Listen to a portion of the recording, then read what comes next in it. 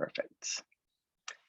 Hello, everyone, and welcome. My name is Ashok Mathur. I'm the Dean of Graduate Studies here at OCADU University. And today is our first official panel after having Bonaventure's talk yesterday, which was part of the UBCO intensive, Indigenous intensive. This is our first panel. I just want to begin by acknowledging the land that we're on in Toronto, which is, of course, the land of the Haudenosaunee and the Anishinaabe, as well as the Huron-Wendat and the Mississaugas of the Credit. Many of you are coming from very different spaces and different places, and just urge people to recognize the histories and the backgrounds of the particular lands that you're on right now. I'm very happy to have this as a first panel with Ashiya, Samia, and Arash. I'm not going to give an extensive introduction to them. They can speak to that when they're talking about their own work. But what I did want to say is I've had the fortune to work with each of them to some degree. And it struck us as we were talking on our organizing team and all that there was a certain thematic that was running through around, let's call it in general, this notion of Islamic calligraphy.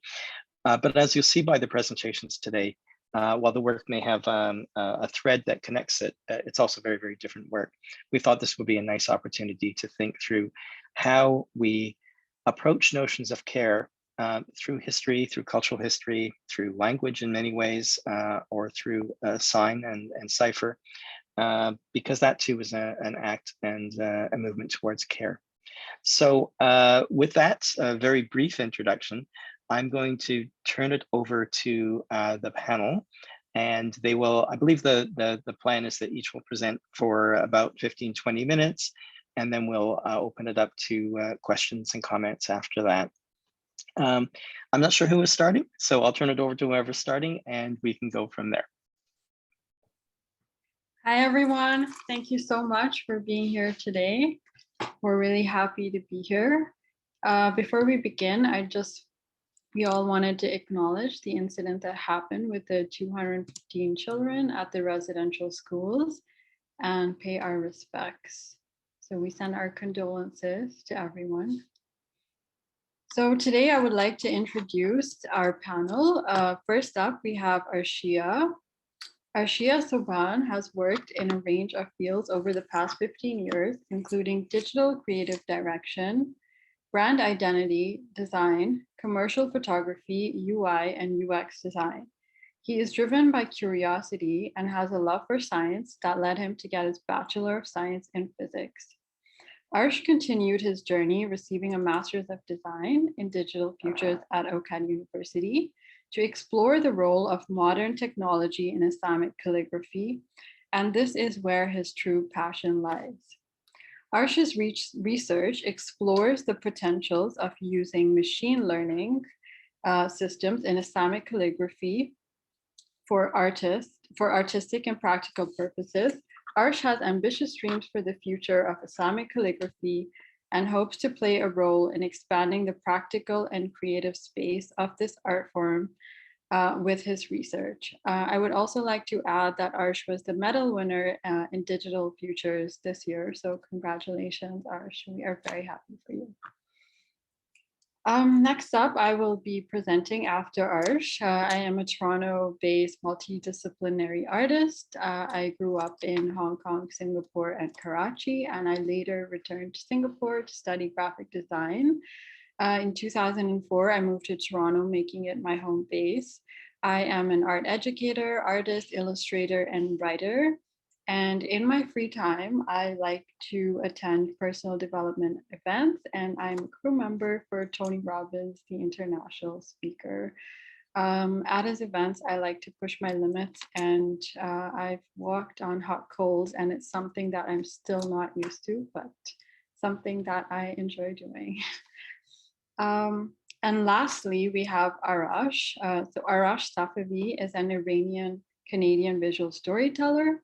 Arash has an MFA in interdisciplinary art, media, and design with an engineering background. His field of research and practice lies around diaspora photography, visual design, specifically typography and calligraphy. Arash is currently photo production manager and visual art lead for an art and culture festival and digital media manager for a private company. And in his free time, he likes ice cream in the winter. Today on our agenda, each of us will be presenting a talk, and then we will be having a dialogue on calligraphy. We invite all of you to put your questions in the chat, and we want to create like a free open dialogue. As with the theme of the residency, we want to keep it fun. So please feel free to jump in and dialogue with us around the subject. And thank you for your time. Take it away, Arsh. Thank you so much, Samia. So let me share my screen.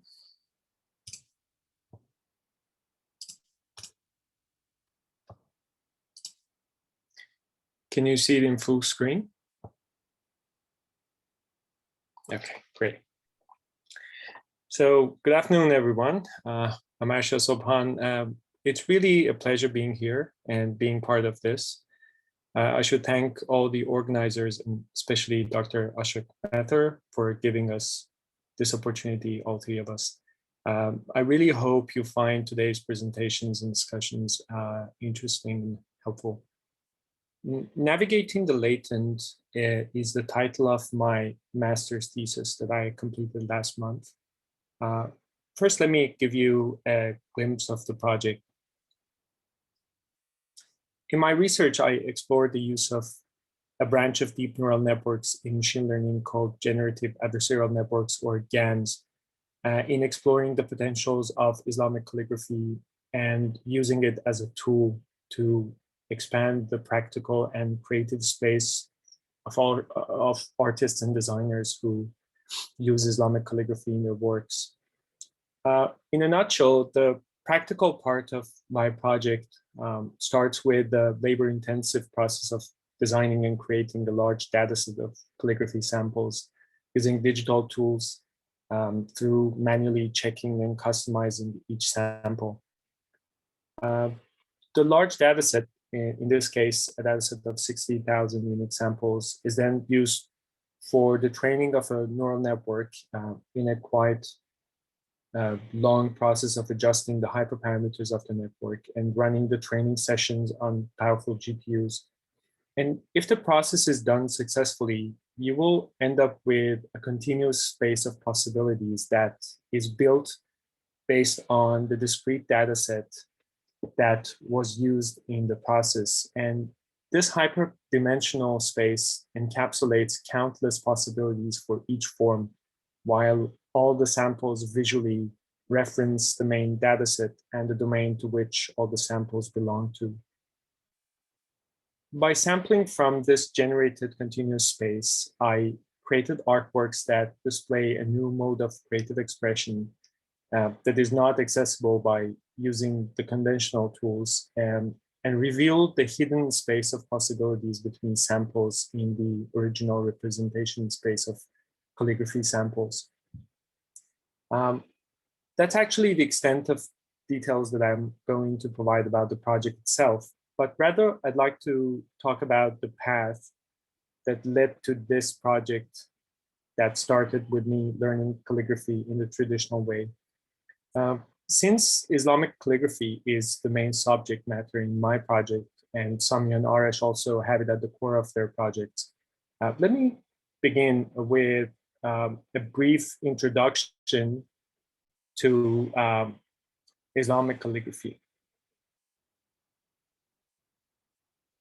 Give me a second.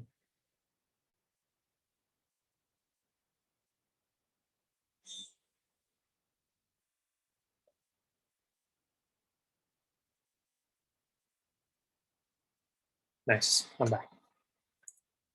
Islamic calligraphy is based on the Arabic script and is practiced in the countries that use the Arabic script, or like Turkey used to use it as the only or one of the official scripts. In this map, you can see how widespread the use of the Arabic script is in Asia and North Africa. The development of Islamic calligraphy has its roots deep in the religion and the practice of writing the Quran, which is the holy book of Islam. The early script was Kufic, that can be considered the first calligraphic style of the Arabic script. Over centuries, Islamic calligraphy was developed into well-established scripts.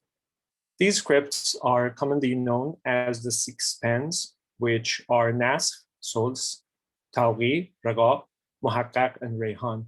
And I know that the way I pronounce it is Persian. In Arabic, they are pronounced a bit differently. I should also probably mention that the Arabic script is written from right to left, so keep that in mind when looking at these samples. With the spread of Islam to other countries, regional scripts were also developed, such as Diwani in Ottoman Empire, and Ta'liq, Nastaliq, and Shikast Nastaliq in Iran. Nastaliq is now the predominant style in Iran and Pakistan, although the style is a bit different in these two countries. Traditionally, all these scripts and styles are written with the same tool.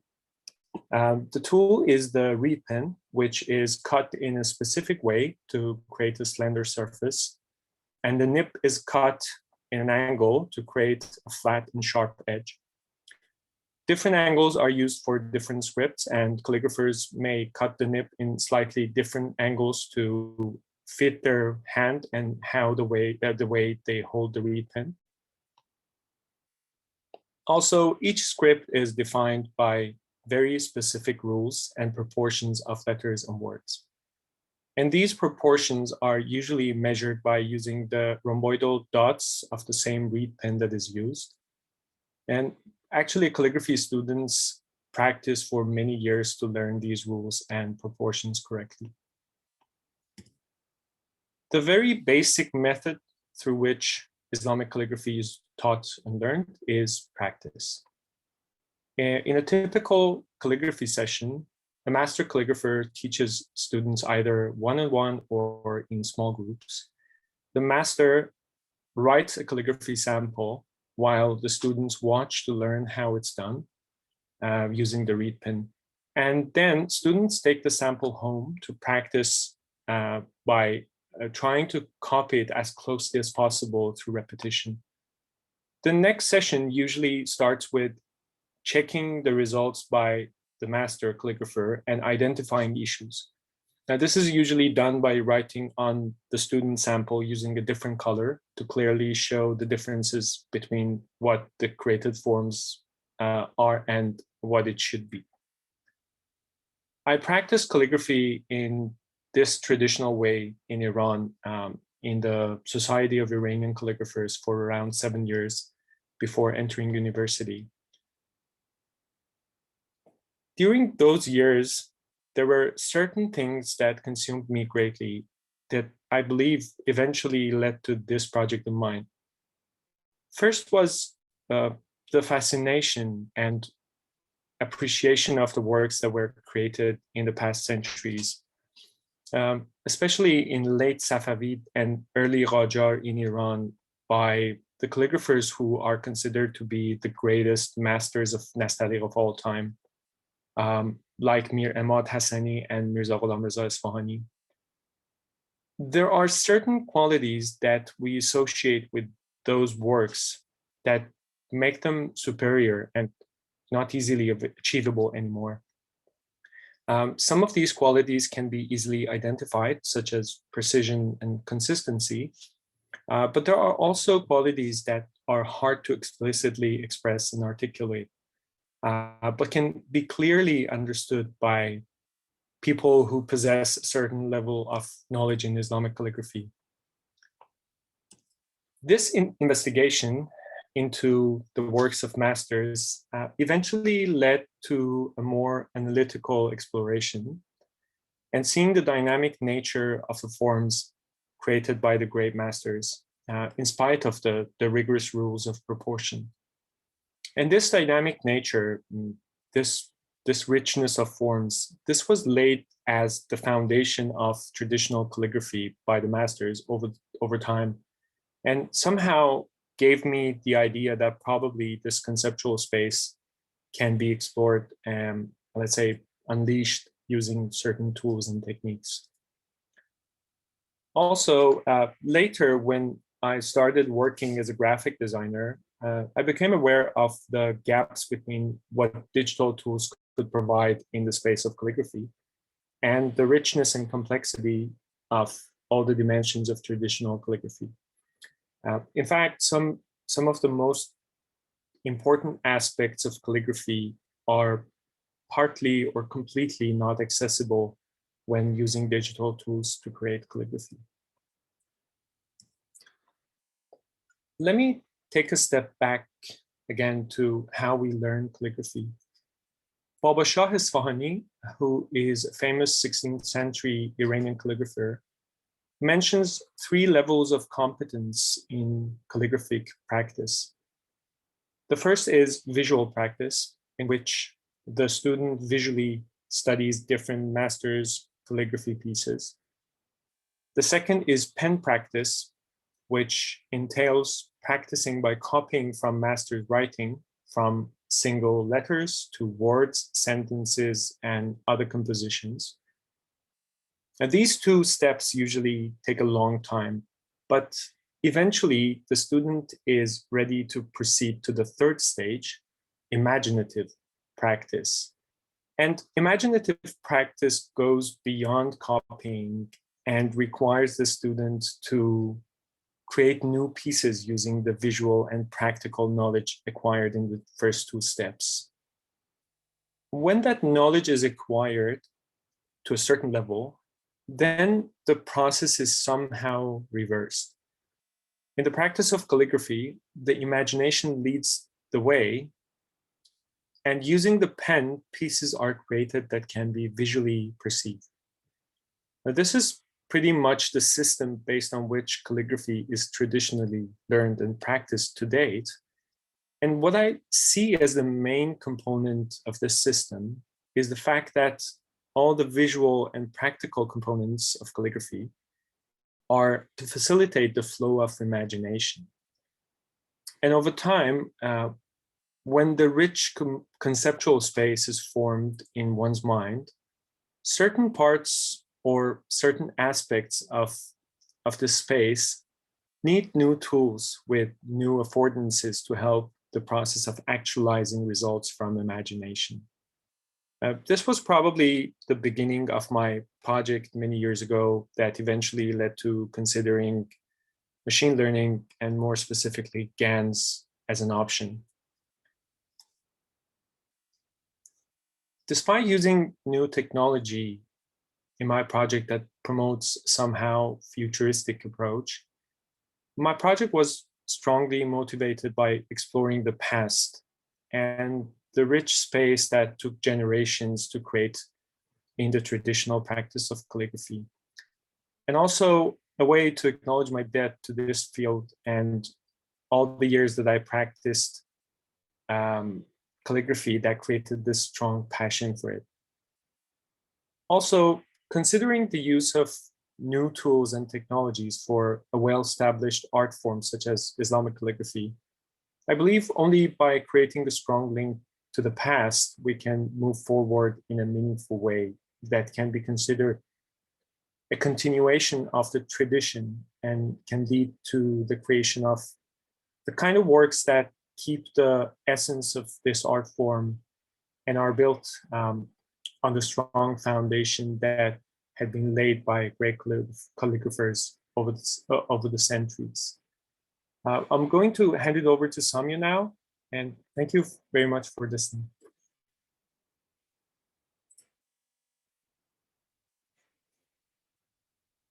Thanks, Ashiya. I will just share my screen.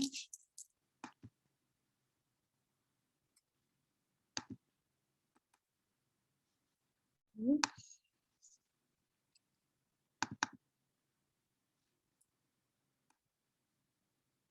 Can you guys all see this?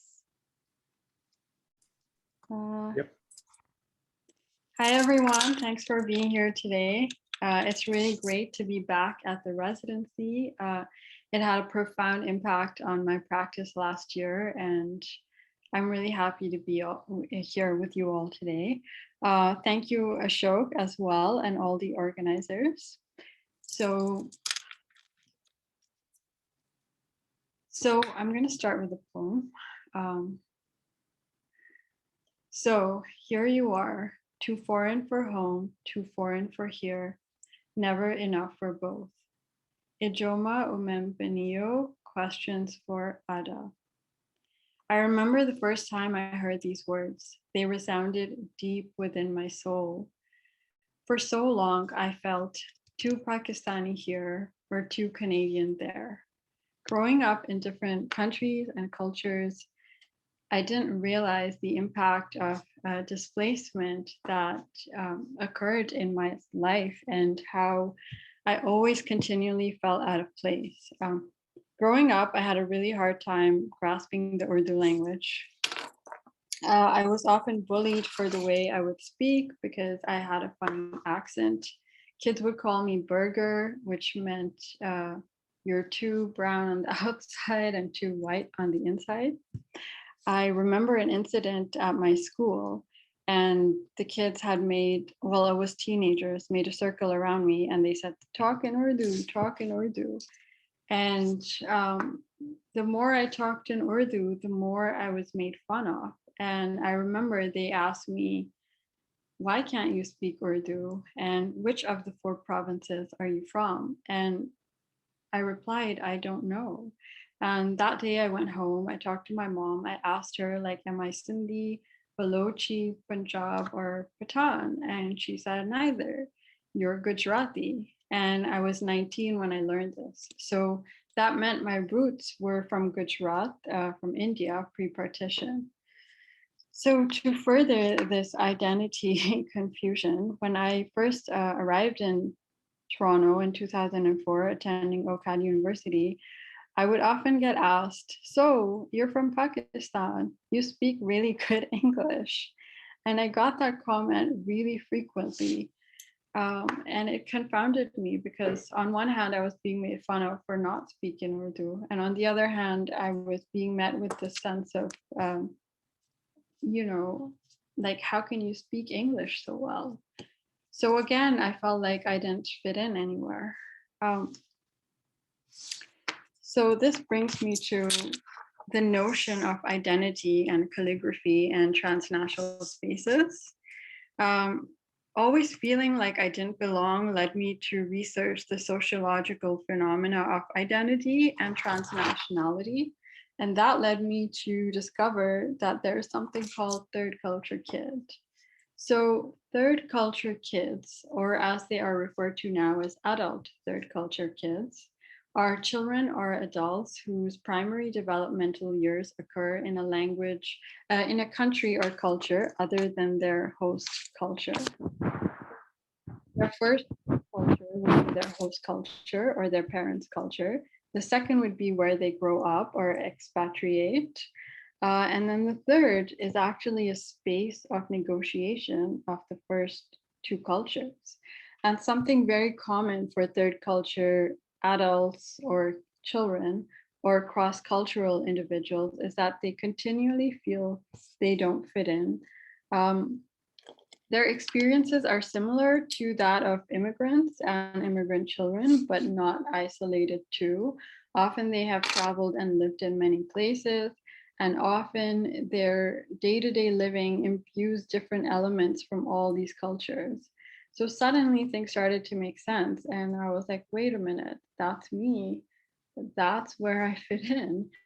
And that led me to, every time I went back to Pakistan, because I live here and I visit there sometimes, I visit my family. So I started to research transnational spaces and the spaces we occupy and the meanings that we give to objects when we bring them from other cultures and countries and we bring them into our spaces.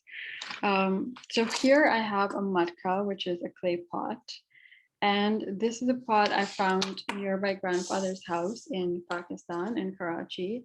It was a hot, sunny afternoon. I went searching everywhere for this clay pot.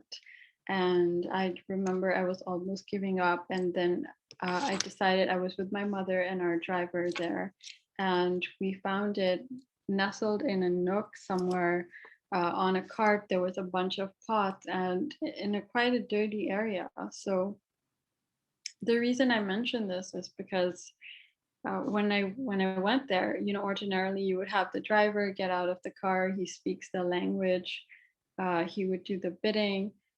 And I decided, no, like I really want to see what else is available. And it was in this exchange that, you know, firstly, I had to keep quiet. I couldn't speak in Urdu because my accent would give away that I'm not from Pakistan. So my mother did the bidding. And in the end, there was this poor seller boy, and we ended up giving him more money than he required. And I think even with that more money, it was still a few dollars, like maybe $2 or $3 or $5. And you know, when I handed him the money, it was in that exchange that I just felt humbled, and I felt I recognized my place of privilege as a transnational, and I felt a deep sense of connectivity, because what separated me from this poor boy with class and language now connected me and him with this object. So this is an object I brought back to Toronto, and I painted on it, and I used abstracted Urdu letters and words and shapes. I used the word laik, which means worthy. So I am questioning the worthiness of the transnational, the worthiness of the other, the worthiness of the person of color as we now stand in these identity transferences. And I attest also to the worthiness of my home culture and country and the place of origin of this object, as well as my sense of self-worth in accepting myself, you know, as someone who doesn't have a grasp on the language, but I love to draw it. So Urdu becomes a place where I actually negotiate this identity of mine by drawing it in a way that allows me to preserve the language, allows me to preserve and beautify it without butchering it, without my messed up grammar. And it also connects me to a sense of home, a sense of place, and allows me to keep that connection alive in my heart at times when I feel so disconnected from that place and from that culture. So this is another piece I did. These are antique wheels that I bought from another market in Karachi, Pakistan. And these wheels are actually 90 years old. And one of them over there, I left it as its own because it was falling apart. And I thought it was so beautiful. And the seller, I mean, it was at a market. He couldn't understand why I would want to buy a broken wheel and why I would want something that was disheveled. And on it, I painted Khamoshi, which is the word silence. And again, I'm attesting to colonial imprints. So Urdu at the time of partition, when Pakistan and India were separated, was imposed on Pakistan as one of its national languages. So what this did is it pushed back all the indigenous languages of Pakistan to the background, and Urdu, along with English, became a national language. At the same time, whilst doing this research, I also started collecting these tiles, antique tiles, which are found objects. And I started to research the pattern and the ornament and the design on them. And what I uncovered was that during the time of colonialism in India, when Britain had established colonial rule, there was Owen Jones was an architect and theorist, and he created something called the Grammar Ornament. Now, the Grammar Ornament is this beautiful anthology of prints, except Owen Jones decided to appropriate Indian design and print, stating that he wasn't appropriating them because they were devoid of any kind of cultural context or meaning, and compiled them into a book and took them back and displayed them at the Great Exhibition in 1857 in England. So when I learned about this, it didn't sit well with me at all.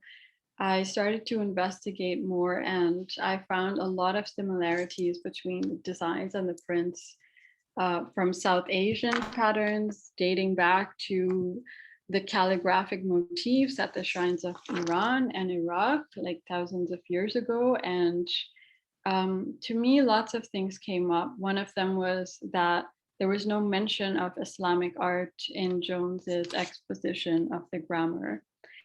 And the second thing was that it was a colonial imprint to take these prints, take them to Britain. And now in today's world, these prints like the chinoiserie print, the paisley prints, they're recontextualized as British designs and then made into British Asian designs. So similarly, in researching ornament and design, calligraphy, I came across Adolf Loos's Ornament and Crime. It's a very interesting read from 1931. And Adolf Loos famously says, man's love for ornament is a sign of his criminalcy and degeneracy. So I thought this brings me to actually the point I want to make about decolonial aesthetics. And then I will come back to Loos and Jones. Decolonial aesthetics is a current ongoing movement where it delinks from the preferred notion of aesthetics.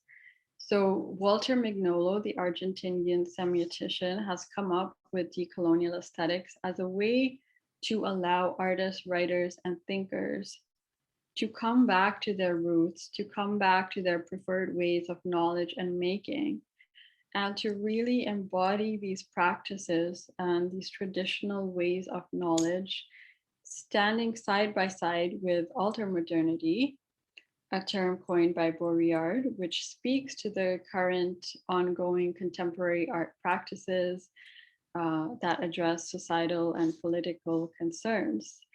The reason I mention this is because even in my own practice, I really found that when I was making art and I was making calligraphy and I was making decorative patterns, I kept getting questioned. Why are you making stuff that just is pretty? Don't make pretty art. And to me, it was a long journey and a fight in a sense to say, no, this art means something. It's not just a pretty picture. It's not just lines and patterns. They have meaning. So when I uncovered Jones's exposition of the Grammar of Ornament and Loos's Loos's later text, that anyone who uses ornament is essentially not intelligent. I thought it was really fascinating. And an interesting point to note is they are both architects and theorists, so they have a similarity there. And it just got me thinking, who decides through which lens, through which canon is it decided that one idea of aesthetic is preferred over the other? They're both valuable and we are both valuable. So, and then looking through that, I started to take these objects and revert back, take them as sacred objects and bring them back into my home. And I started to make digital prints out of the designs that I found. And I ended up learning the traditional Islamic geometric pattern. And I manipulated that template using script. So this is something new that I actually have started in my practice. In this design, you'll see the word khamoshi, which means silence. So it's attesting to the fact that in a sense we have been silenced as well as the fact that we are no longer going to be silenced. And I've used the script in an abstracted, refracted manner, as well as a purely decorative one, to speak to these colonial inferences, to speak to the appropriation and areas in which I felt like personally things didn't sit well with me. Another thing I read in Jones's Grammar Ornament, an article about him, was he said that Indian objects are most at home in a bazaar. And I don't remember the rest of the sentence because I was so upset when I read that sentence, when I read that line. To me, it wasn't written, with the bazaar as the idea of a beautiful place with arts and handicrafts. It was said in a derogatory manner, and it was actually in 1857. So during the time of colonial rule. And that's also why I wanted to take these objects and recontextualize them, bring them across the border, and use them as place for plinths or in my home as sacred, as something special, as a way to preserve antiquity. So coming back to decolonial aesthetics, I use pattern as script as pattern over here to subvert these colonial inferences. And according to Mignolo, coloniality was the darker side of modernity. So Mignolo insists that with the arrival of modernity and the Enlightenment period, it had a darker shadow, and that was coloniality, and that this narrative was hidden in the fact that modernity seemed to provide all the answers. And Mignolo's famous line is that something was colonized. And when I read that and I put two and two together with Jones's Grammar of Ornament and Adolf Loos's, ideas about ornament and crime, it made it very apparent to me that yes, in a way, being in this environment, at least OCAD is a very open space. In general, I find I've had to raise my voice and say, no, this way of making is valid, and this way of making needs to be preserved. And like Ashiya was saying, with the script and taking it further, we need to preserve these traditions. So decolonial aesthetics becomes a way to liberate artistic sensibilities of the global South, and that is trapped within the aesthesis of ultramodernity. So ultramodernity being the preferred way of taste, and it's about liberating our senses and liberating our tastes and allowing us to embrace our indigenous and other ways of making. To quote Mignolo, aesthetics becomes the branch of philosophy that regulates and legitimizes the genius that produces fantastic works of art. It's a form of control of your subjectivity. And what is your subjectivity? Your subjectivity is aesthesis. In this pattern here as well, I've created a pattern using purely text. So the text becomes the pattern and the pattern becomes the text. These vector patterns intend to trace the influence of colonialism on Urdu, and they subvert the text as a decorative pattern, embedding hidden meanings of displacement and rejection of colonial constructs in the form of fractured lettering. They also talk to my identity of always feeling like I don't fit in, I don't belong here, I'm too brown here, I'm too Canadianized and over there.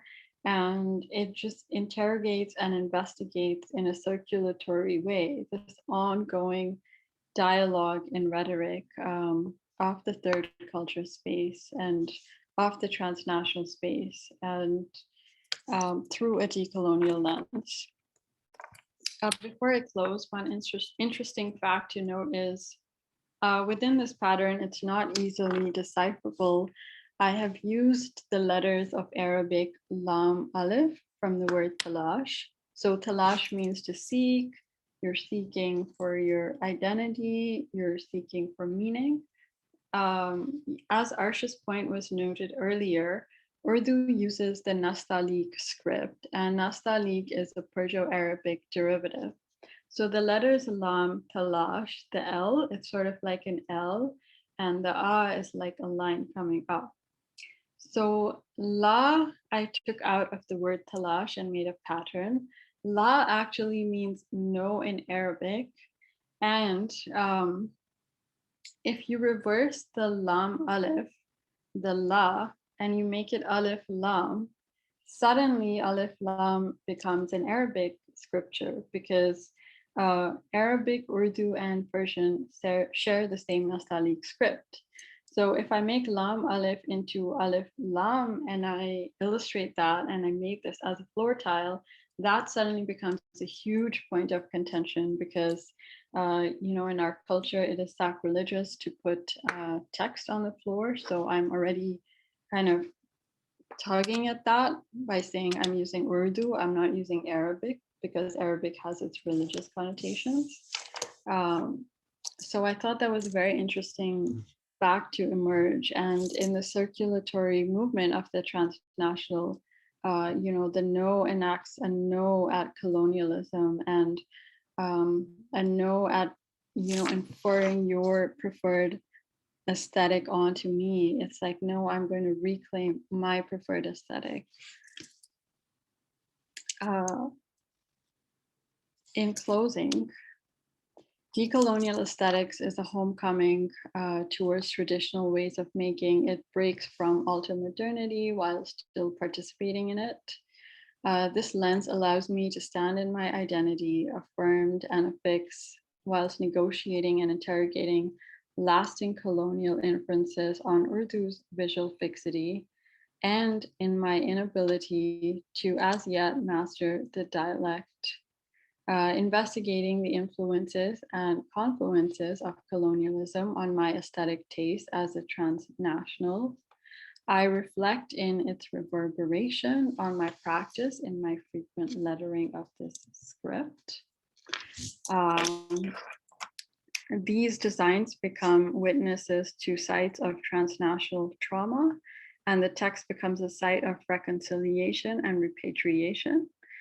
It investigates and interrogates colonial imprints, and the self-reflexive inquiry rebirths confrontation of lived experiences with steep Islamic cultural history and tradition. Thank you. I will now turn it over to Arash. Oh, thank you very much, Samia, and thank you, Ashiya. I enjoy your presentation very much. So let's jump to my presentation, maybe.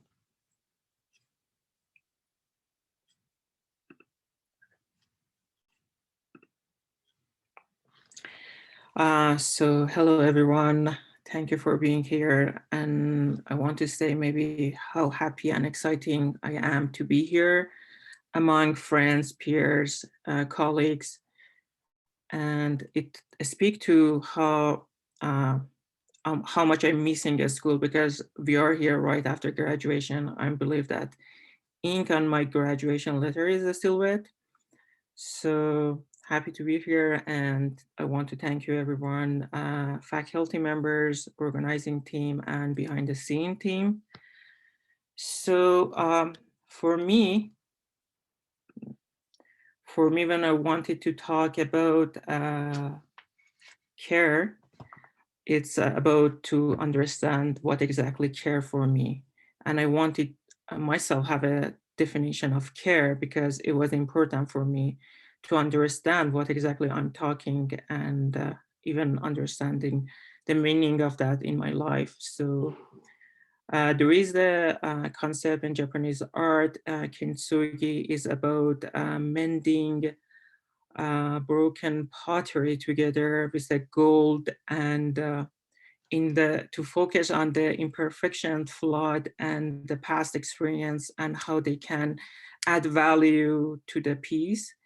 And it's, in addition to everything that it talks about, it's also somehow about caring, because When you care about something or someone, you put energy, resourcing, and time about the subject person, and you somehow incorporate that in your life. And so to some extent, it talks about care for me. And I wanted, maybe it's good because it's the first session of this residency, and maybe we can have a definition of care. It can be different for different people, but for me, it was like putting energy, resources, time, and try to incorporate objects and people in my life as a way of showing that I care about them. I care about these objects. And yeah. So in the spirit of, because I am a visual storyteller with engineering background, so as a spirit of storytelling, I'm gonna tell a bit of my stories and try to talk a bit about what I care about, why I care about them, and how I care about them as a part of my life and my art practice. So I came here 6 years ago. And at the beginning, it was kind of, everything was new. I came here with a different culture. I exposed to different culture, different elements. And it was, everything was new for me. And there was a gap for me that I need to feel. And so I try to use the elements that are common and I am used to and give me comfort to fill this gap. So I try to walk around the city with my camera and try to take pictures. I do have an engineering background. The reason I wanted to be an engineer was the fact I wanted to design bridges because I love connecting people and placing together. And somehow at some point I noticed that photography art is the bridge I'm looking for my whole life. And I try to change my path and do more photography and art as a part of my life because I care about them. And the first element, so it's photography, and I use that to fill the gap. And during that time, there was a poem from Rumi that guide me and navigate me to be here among you. It was that what you seek is seeking you, and it was telling me that I have all the letters, I have a white canvas, and up to me to put them together to create a word and communicate what I want to tell you. And it's somehow was a light showing me the map and helped me. And so it's another element that I care about poetry. And when we are speaking of poetry, of course, like Quran, a literature form of art, it's connect to calligraphy because they want to add more value as a figurative art to the writing to somehow make it survive through the time and even give and add more value to it. So it's always have this relation between the literature, poetry, and calligraphy. And back home, as a person, I trained to be a calligrapher. I had the whole relation that was Ashiya was telling with the master. And the whole relation is about, in addition to learning the art of calligraphy, is of course, is learning about the literature, the meaning behind this poetry and literature, and basically add great values to your life. So, and of course, as someone who grew up in that culture, we use a calligraphy and handwriting, using calligraphy on daily basis, and it considers something very nice and important for everyone to have a good handwriting, of course, except physicians and doctors. I believe it's a requirement for them to have a bad handwriting, but nevertheless, it's important for everyone to have a good handwriting because it tells a lot about them. That's the no handwriting. They have endured their this training and passion for calligraphy, and it talks about how they care about this kind of art. And the way I care about the stuff is the way that I incorporate it in my life, especially in my art practice. I try to use these elements, photography, poetry, and calligraphy in my work because I care about them. And I believe it's the same for everyone else. So I'm noticing that maybe a common element that connects all of us, in addition to calligraphy and tradition, in the notion of care for tradition, is also about identity, because the tradition talks to our identity. Stuart Hall in the cultural identity essay talks about two different types of identity. One is about being and one is about becoming, and the being is fixed. It's from past and it contains tradition. So tradition is somehow our identity, is an important part of our identity. And I believe that tradition is like identity, gives us a sense of comfort and belonging and can bring people together. And also it helps us to focus on the great values in our life. So my work also is around identity, and I consider myself a diasporic member. And diaspora, if I want to give you a definition, refers to conciliating grounds for culturally diverse subjects to reconstruct their cultural identities. And I believe that this identity is the most important common element of our presentation. And it's, as Rumi is saying, that is the sense of home that keeps me going, the hope of union and the face of my beloved. And I see this notion in Samia's and Ashiya presentation.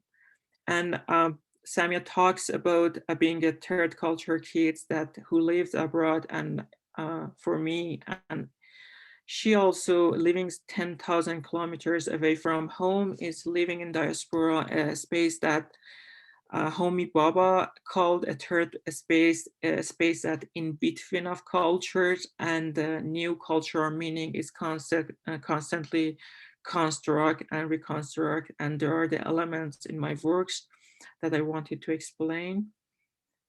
And of course, when we are talking about tradition and our practice, and it's important maybe to talk about how we use that and what tools we use that.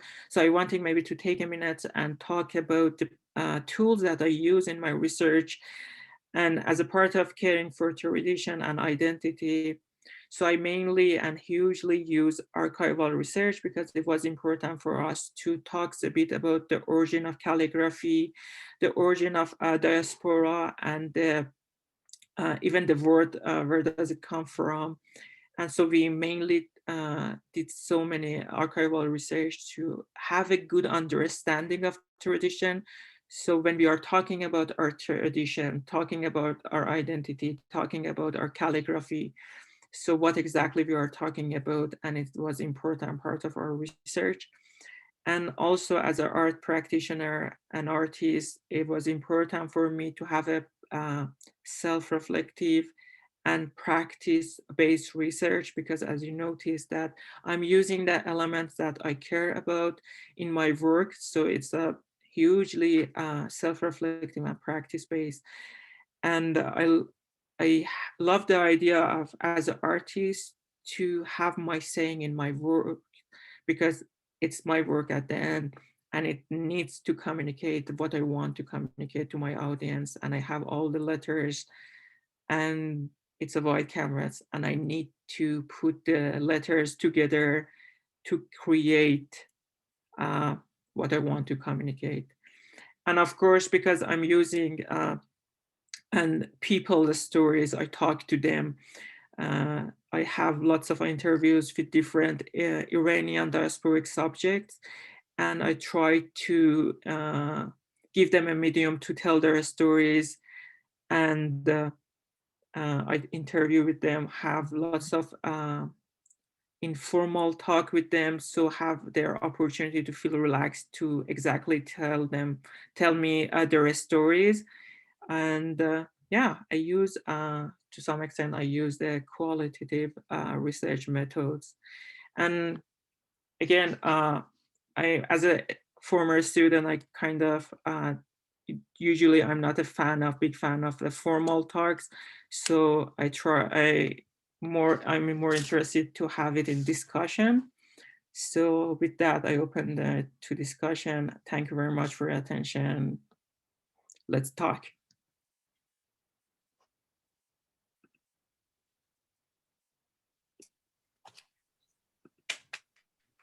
Thank you, Arash. That was really great. We do have some topics for discussion here, and we also invite you all to ask questions either in the chat or to us directly. Does anyone have any questions? All right, we'll head to our first topic of discussion. So Yeah, I have a question for you. Great. Oh, hi.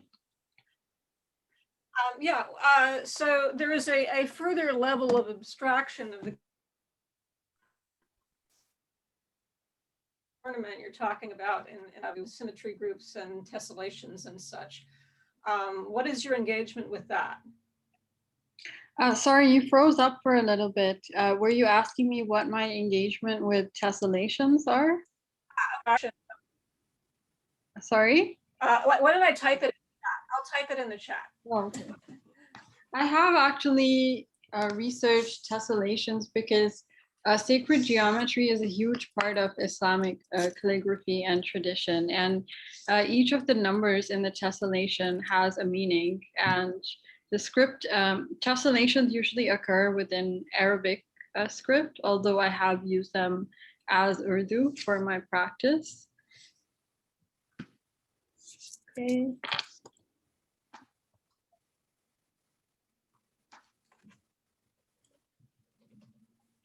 I think you basically answered the question. It's a very interesting concept because it's quite difficult to actually tessellate a word. It's much easier to tessellate a single letter. So in that way, it might work in my design because for the whole word, I separated the letters and then I abstracted fragments of those letters in order to make my design.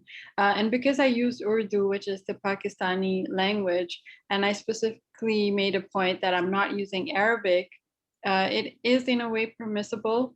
On the other hand, there is a matter of contention if somebody were to challenge me and say, no, Urdu and Arabic are the same because they're using the same style, which is nastaliq, and in which case I would further argue my point. The main difference here is that Arabic uses diacritical marks, those hyphens above and below, whereas in the Urdu script, there are no diacritical marks. So that's my distinction. Thanks for that question. Are there any other questions? So Arash, Ashiya, and I would like to ask Arash and Ashiya, how do you in your research and practice care about the tradition in the domain of Islamic calligraphy? And what aspect of your research translates into the theme of care? And in what way do you care about tradition? How and what and why specifically? My question actually to both of you, because I'm a hardcore traditionalist, I consider myself, even though I have digitized the script, I've specifically used it as my own handwriting. So I illustrated my handwriting, I traced it in, and I traced that. So in terms of caring about tradition, my question for Arash and Ashiya is, what do you think it means when you take the digital version of the script and you put it into these learning systems and it further refracts the script? And what does this mean about tradition? Should I go first? Okay. So about like firstly about caring about the tradition of Islamic calligraphy. So I use digital tools, like heavily using digital techniques and tools in my work. And let me start by this. Nowadays, there is an overemphasis on the pen practice as the traditional component of Islamic calligraphy. I believe that some of the more important aspects of the traditional practice is overlooked when we overemphasize the pen practice. So referring again to Baba Shah Isfahani and visual practice, pen practice, and imaginative practice, because I have experienced it myself, and I have had many discussions with my calligrapher friends, and I have tried to challenge the notion that using the pen is not the only way of practicing calligraphy.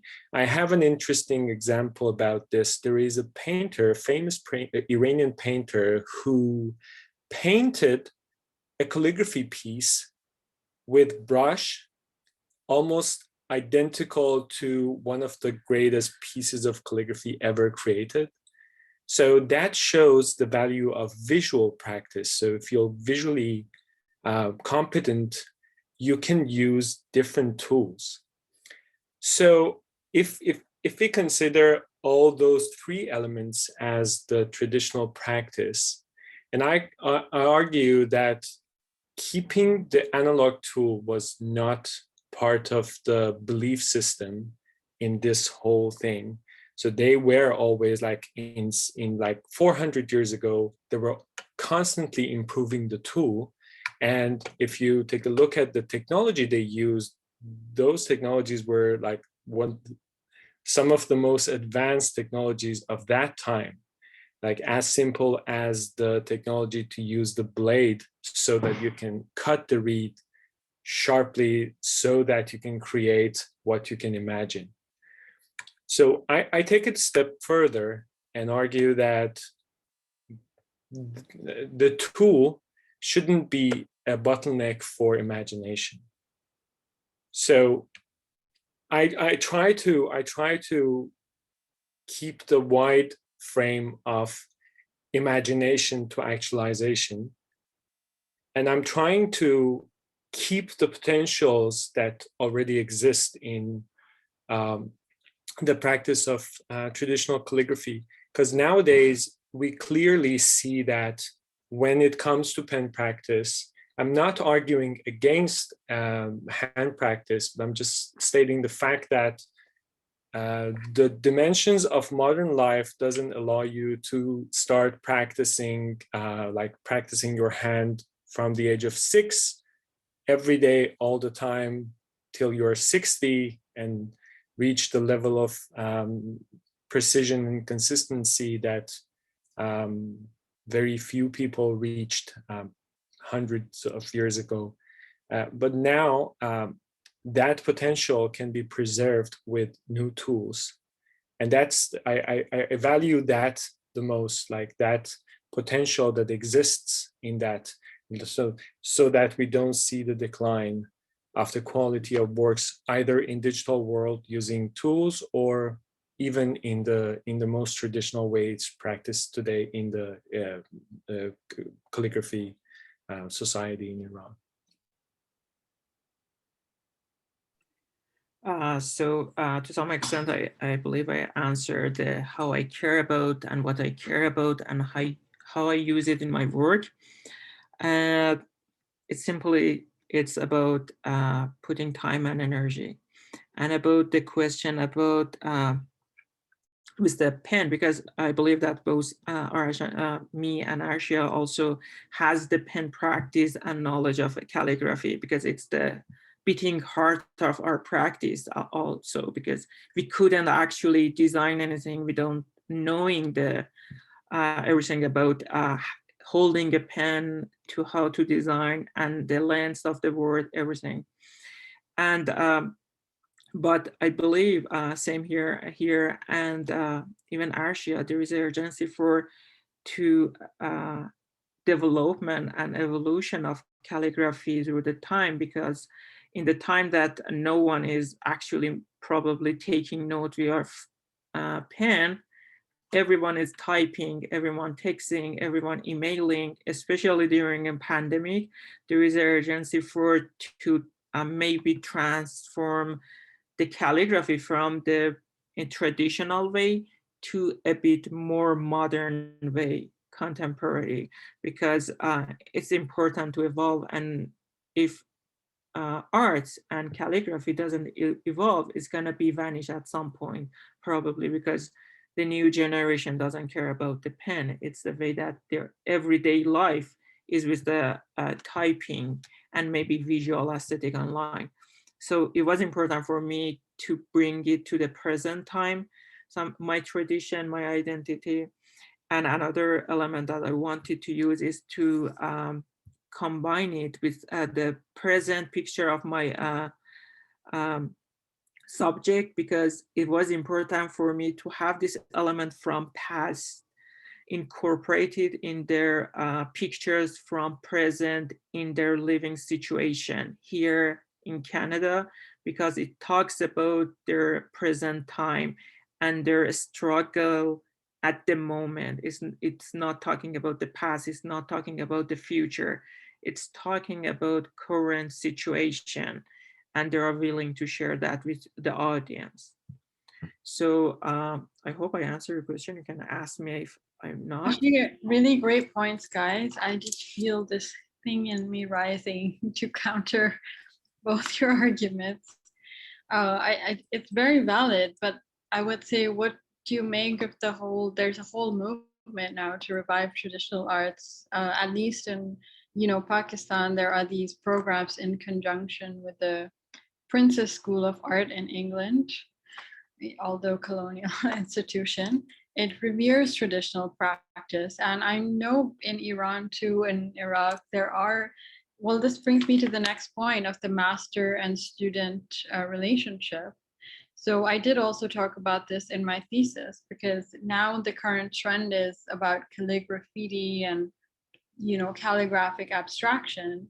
And the way traditional calligraphy, as you both mentioned, has been taught, it's very specifically under the guidance of a master. And only when you've mastered a certain level does the master give you authority to go out and practice. So if you are, equating the pen with the digital pen and tablet in a way, doesn't that strip the script of its authenticity? Because I feel that, the way these are bamboo pens and they are carved and cut in specific ways. I did learn with a master in Pakistan, not the way you guys did.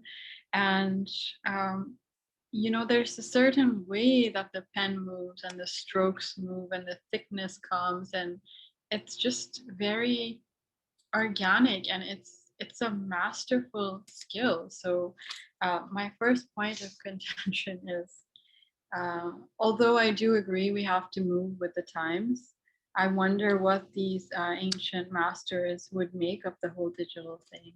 And what does this mean of the master-student relationship in the way script is being utilized? So I can maybe answer that, because from my point of view and my presence in these classes was that these classes, the whole relation between master and a student is not just about learning how to write. It's not just about writing down poetry. It's about so many other lessons. To respecting an elder is about great values. It's about the literature and the meaning behind this literature. It's about the patience you get from your failure. It's learning from your failure. So it's about how you can learn this stuff and use it in your life. So it's not only about that. So with trying to transfer and living in at the moment and trying to update this notion, we actually keep this side of the this whole classes and relation between master and a student. We can learn how to transfer knowledge from the direct speak to master, how we can learn knowledge through the storytelling, how we can learn knowledge from practice base. And there are so many other side benefits of having being in this class that I believe that most of the time it's learning calligraphy wasn't actually the goal of this class. It is the way that you can make you a better person in life, for me actually. So I believe that if we want to continue something like this, it's important to at the same time light these hidden corners of this relation with the master to understand what's the origin and notion and the beating heart of these classes. Maybe Ashiya has some point. I just wanted to add something about hand practice. So I totally agree with you, Samia, about the complexities of hand practice. So I didn't mention in my presentation, but after a certain point in my research, I had to go back to my hand practice for a while. It was like after at least 10 years that I held up something to create calligraphy. And but the reason I went back was to understand the cycle that is happening from my hand to what I create, what I see, and how I decide to manipulate the tool, because I didn't use the traditional reed in that specific exploration. I was using unconventional tools like a stick or something that I dip into ink. It was just about seeing how I'm able to explore the affordances of different tools through very complex feedback cycles that happens. And again, through that practice, my understanding was that the thing that is governing everything is my visual knowledge, because through my visual knowledge, I see what I'm creating and I'm quickly responding to that. And from there, everything is up to the level of skill I have and how much control I have over my muscles, or even in extreme cases over my breath. So I'm not actually in that level of competence, but for a master calligrapher, it actually comes to controlling breath, relaxing your body. And you may have read the stories that master calligraphers used a different loofah for the hand they practice calligraphy. So they took special care of the hand. So this might sound a bit harsh, but this is my belief that they actually trained their bodies to be super precise machines.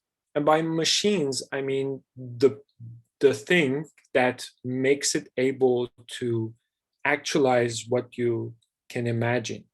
And at that time, the best thing available was the reed, cut in a very specific way, ink made in a very specific way, paper made in a very specific way, and all these factors were aligned so that you can make what you want to make. And even nowadays, going to your point about calligraphy and like different styles of abstract calligraphy, I see how artists create new tools when they want to express their calligraphy knowledge in different ways. So the way to access, it's my interpretation of the whole system, the way to access parts of that conceptual space that is formed here, but it's not accessible through this, is to change the reed, and a reed with new affordances. So that's why my personal relationship to digital tools is not very different from the traditional reed. It serves the same purpose. It fits into that cycle exactly the same way. But maybe because the digital tools are not the affordances of digital tools are not that easy to see. It's more complex than that. And the set of skills you need to acquire to master them is a bit different. And I have my objections against that, because not everybody needs to know coding to be able to create calligraphy. Not everybody needs to know machine learning to be able to create calligraphy in a new way. But that's a different problem. The same way people need to master certain techniques to be able to create calligraphy by hand, even if they have the rich visual knowledge. So yeah, I think if a master calligrapher from 400 years ago, who actually some of these masters were totally innovative and progressive in changing the style, using new tools, exploring new techniques, changing the paper, changing the way they cut the reed. And they actually solved some let's say problems, or they expanded the space by exploring new things. So I believe they would approve of such innovations and exploring new tools. I tend to think that way. So that's a really beautiful point you made, and actually the point you made earlier about being in a meditative state. I did some research on that, and I discovered, because as some of you know and maybe don't know, Arabic, Urdu, and Persian share the same script. And Arabic by nature has religious affiliations and connotations due to being an Islamic script and language. So in the practice of Sufism and dhikr, where dhikr is a recitation of God's divine name, and the purpose is to get to a level of enlightenment called irfan, there's a similar practice where the student, disciple, studies under the master. And often I discovered in my research that a lot of Sufi masters and their disciples were actually master calligraphers as well. So it's very interesting, this whole meditative aspect, because there is the notion that certain Arabic letters, they're called huruf, and they're supposed to possess spiritual and mystical properties. And the nukta, which is the dot, is set in some traditions to house the entire knowledge of the universe. So that's very beautiful and poetic. And I can imagine it's an arduous process, because calligraphy, traditional, the way you and Arash have, I'm sure, studied it in Iran, it's an arduous, repetitive process, much like meditation, where you have to be calm and still and a sound presence. So that's a very interesting point to note there. Does anyone have anything to add or any comment? Could I ask a question? Hi, of course. Hi. I'll show my video. Hi. I am Master of Fine Arts students at the AU Art in Calgary. I'm from Japan, and I do calligraphy also, but not the way you do. We use brush. So I am incorporating brush writing also in my art practice. I mainly use clay, but I'm investigating the body. So I'm using my whole body to do the drawing. So when I draw with my hair. I dip my hair into ink and go all over the paper, or I use whole body to paint. And but like, because I have Japanese background, it kind of comes out what I draw get similar to like a Chinese character, because it's like Arabic and Urdu. We have so much common, Chinese and Japanese. And then as a Japanese calligraphy students, we learn from Chinese script. So Chinese characters. So when I draw, it kind of looks like Chinese character, right? Like it's a body of paintings, but it's like for me, there is character there, but like, and sometimes I intentionally do the character and I distort it and I make it for some other people who don't know Chinese can't tell what it is written. But then I question myself, like, so am I bridging the gap using this Chinese or Japanese things? Because the people who don't know wouldn't know what is actually coming out from me.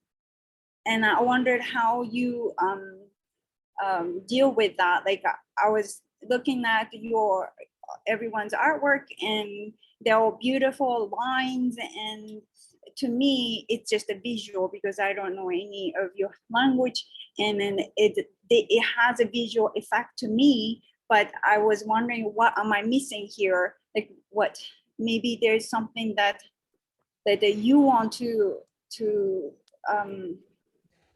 your work to emit, but like, am I getting everything? And I don't know. What do you guys think?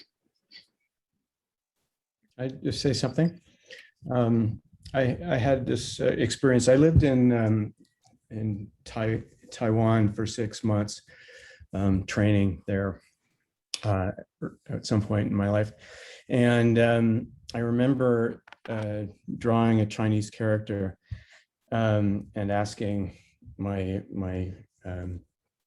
Taiwanese friends, what this character meant, and they all laughed at me for. They knew exactly what I had written, but I hadn't written it in the right order. There's a right way to do this, and so Ashiya, your point where you have the visual, and then you have this also the understanding, and so. I'm guessing I'm just sort of on the defending the visual side of things. I think all these and just to touch on appropriation a bit. These things are gifts and they're to be shared, and as long as they're shared in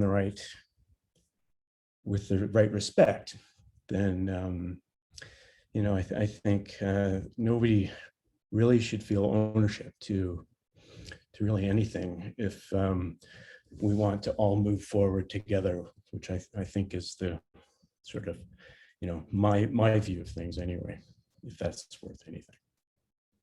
But I really enjoyed all your presentations, and your artworks are lovely, and I think you can debate the nuances of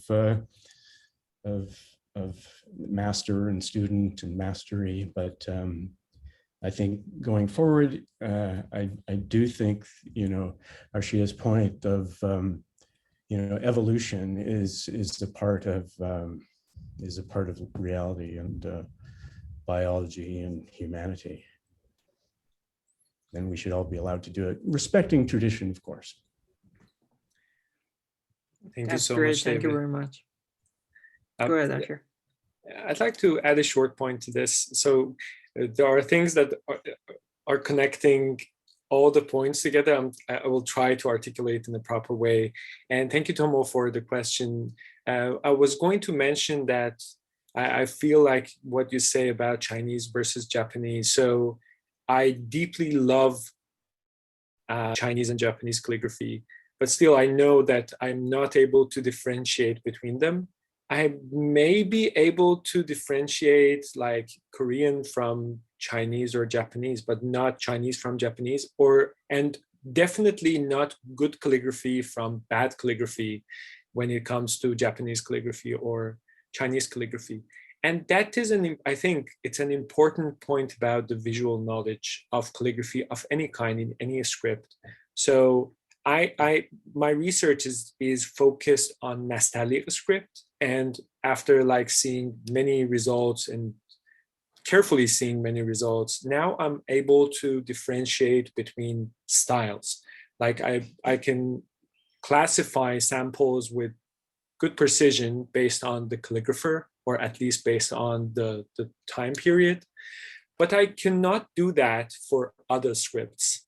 although I'm quite familiar with them, I can identify good quality, bad quality, but I cannot do that with high precision. And that's because I haven't had enough visual practice on those domains.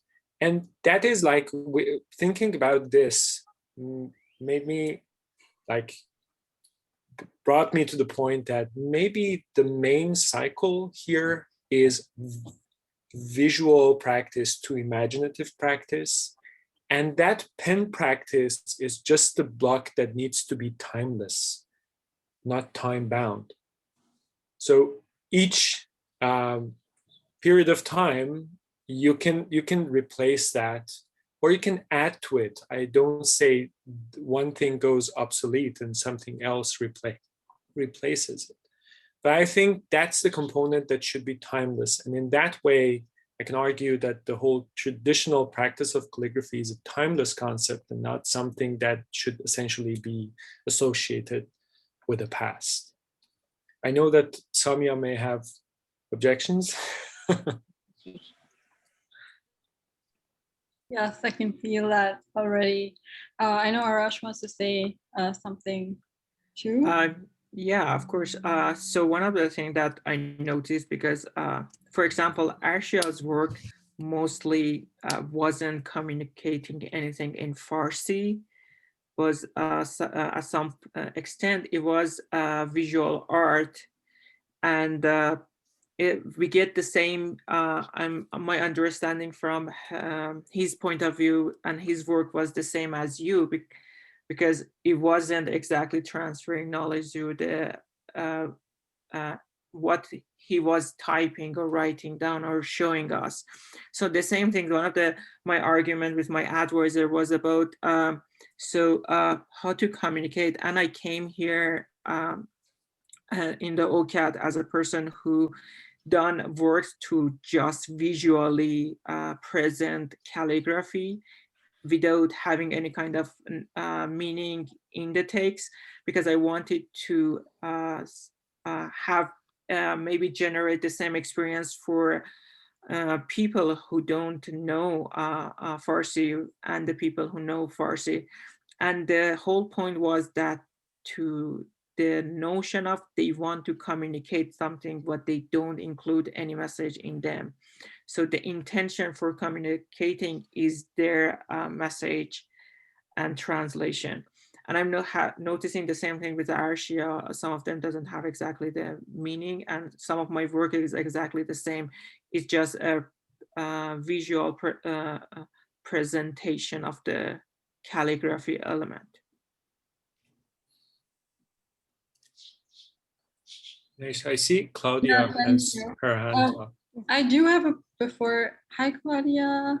I do have a point to make to Tomo's and David's comment very quickly. Thank you both for the question. In fracturing the script and researching the fractured nature of the script, I found that in the wake of decolonization in the post-war era, that is when these artists started to use the script in this way. So in order, to open up the negative spaces of the script and create new meanings of dialogue and crossing borders and transnationality. So it would be very interesting, Tomo, to see the similarities and differences between those two scripts, and at what point do they converge and at what point do they collide, and what are the shared histories that are emerging out of your processes? Yeah, that's it. Hi, Claudia. Hi. Oh, I am so enjoying familiar faces here. I am so enjoying this discussion. I love seeing familiar faces, and the research that you've done is prodigious. And as I'm thinking about your practice and your research, I'm also trying to connect it with some of the things that I'm exploring. And what really intrigues me and sort of intersects, I think, a little bit, is the meditative, the reflective aspect of the calligraphic. whether it's in the traditional or in the photographic or in the digital. And I'm really captured by the way you are able to generate an experience for me, even when I cannot read. Somehow, and that is the big how, right? Somehow your intention seeps through. I can see the calligraphic ink bleeding a little bit into the paper.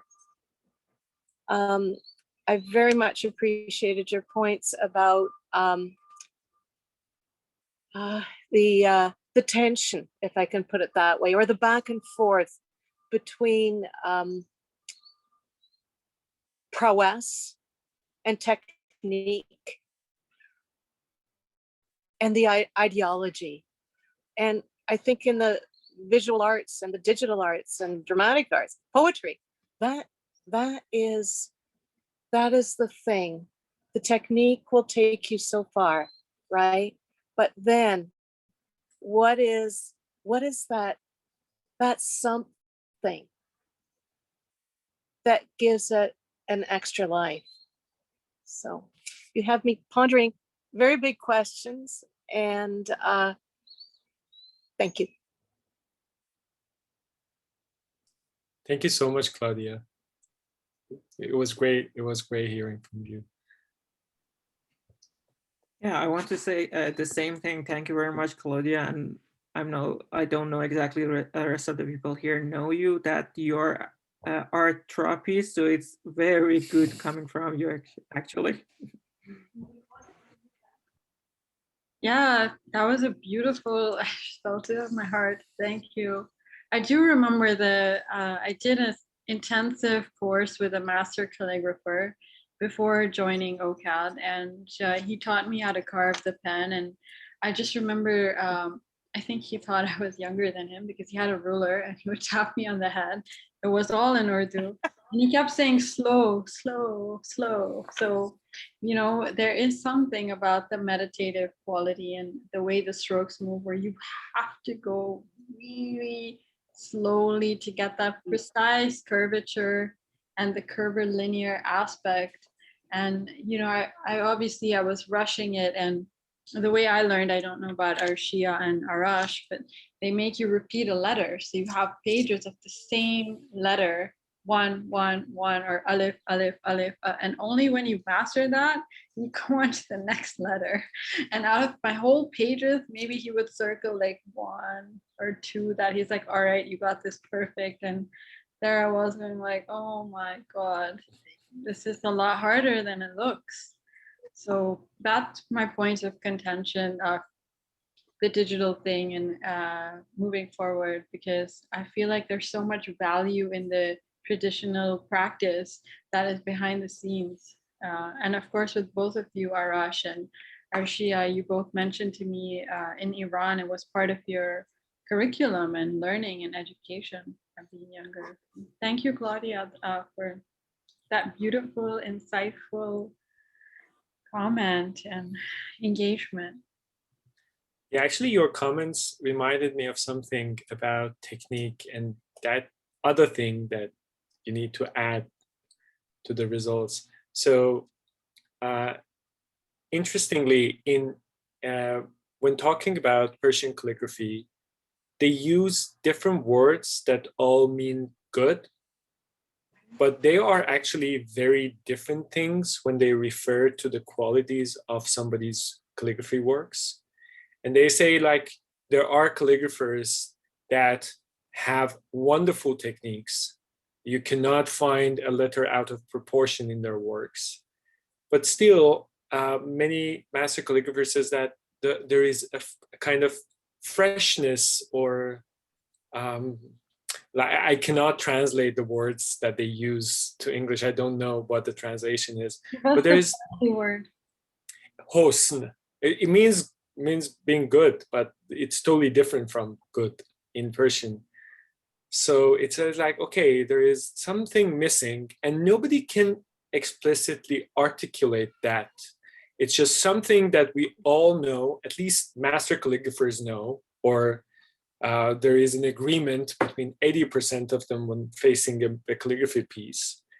But they know it. It's part of the implicit knowledge, but they cannot explicitly express it. And the same way, it cannot explicitly be codified, those qualities. And by codifying, I'm obsessed with finding algorithms to preserve the knowledge in a digital way. But when it's not possible to explicitly codify it, it's not possible to make it an algorithm using conventional programming.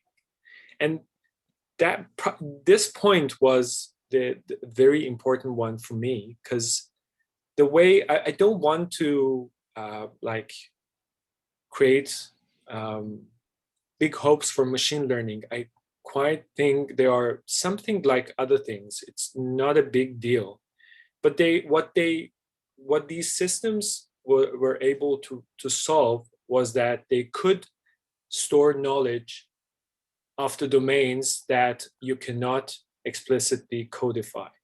Like the simplest example is face detection. It was totally not possible with conventional coding. And similarly, like the way I have used calligraphy, it's a very huge cycle, but you still see the essence of the original calligrapher in the results.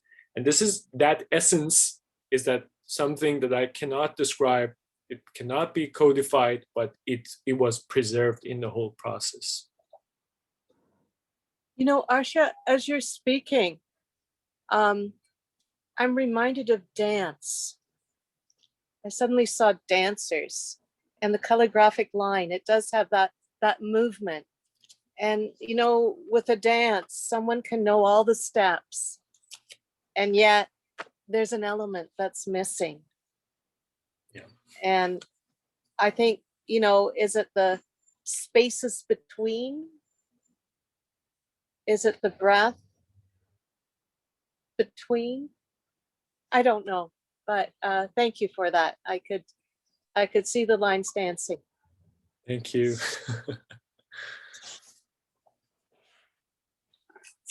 That was such a beautiful description.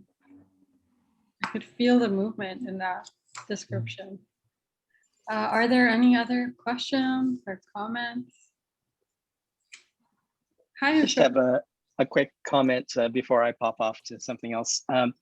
First of all, you know, Samia, Arash, Ashiya, what a tremendous amount of information, and as Claudia's mentioned, the type of research that you've brought into us. And I love how it's opened things up.